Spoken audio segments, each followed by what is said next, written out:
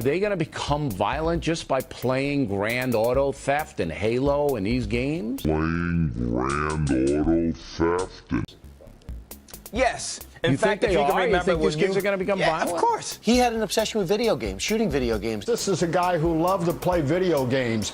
He would lock himself in a room and play the same type of games. Yeah, violent video games, just like the shooter did at Sandy Hook. So he's probably prepared for this for a long time, just obsessing over it, gathering up his weapons, probably spending his time in his apartment playing one video game after the other, shooting, and building up his courage and the excitement of when it's going to be real for him. This is what politicians and people who don't play video games get wrong about.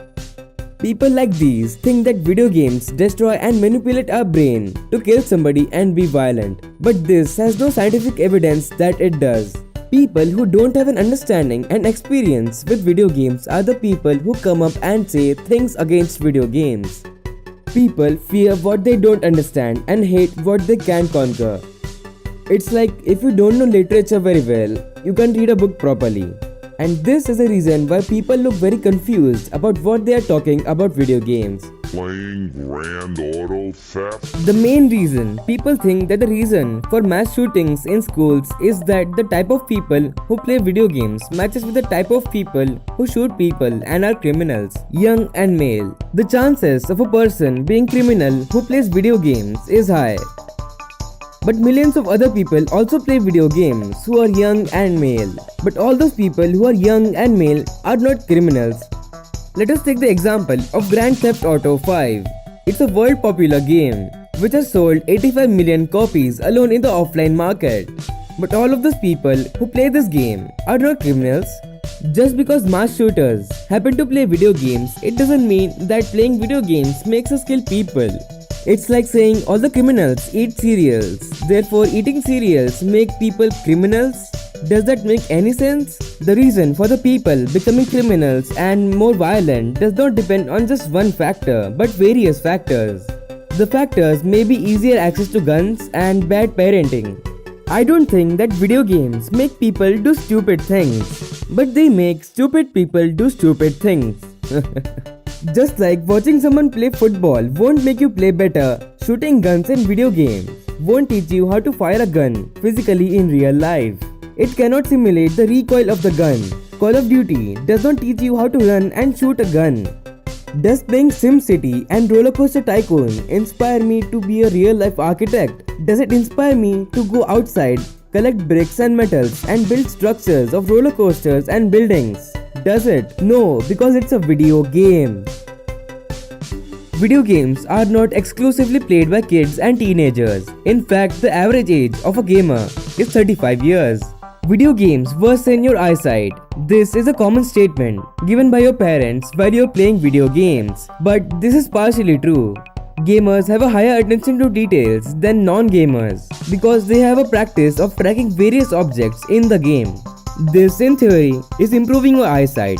Yes, it does weaken your eyesight by long exposure of light, but sitting at a favorable distance and by wearing blue light filter glasses can solve that issue. Look at this animation. You have to track these 3 blue balls across the screen. While it's moving, they will suddenly change the color to yellow, and at the end, I will ask which one was blue or not.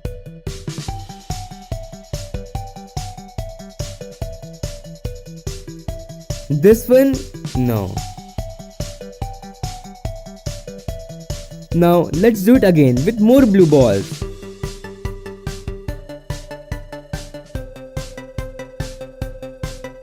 This one? Yeah. A normal person can track up to 3 balls, while a daily gamer can track from 5 to 7 balls. Playing video games also increases your ability to multitask. In any video game, you have to switch between things very fast, and it's this ability of a gamer which makes him more efficient at multitasking. But multitasking on social media won't make you better at physical multitasking. By medium multitasking, I mean listening to songs, chatting and checking feed simultaneously. A study on this showed that medium multitasking makes you worse in multitasking. Yes, of course, playing too much of video games is bad, as too much of anything is bad. Even broccoli and water can be toxic if consumed in large amounts. Many research has shown increases in cognitive function after playing video games at least 5 hours in a week. Playing video games increases the size of the hippocampus, which is a part of our brain which is responsible for giving attention to details and observancy. Some organizations carry out video game therapy for increasing the cognitive and reasoning skills of a person. Video games are not bad things to pursue. They are played only for fun and also has benefits. Video games should not be taken as violent things which destroy our mind. We will not become criminals just by playing video games. I highly encourage you to play any type of video game at least 30 minutes a day.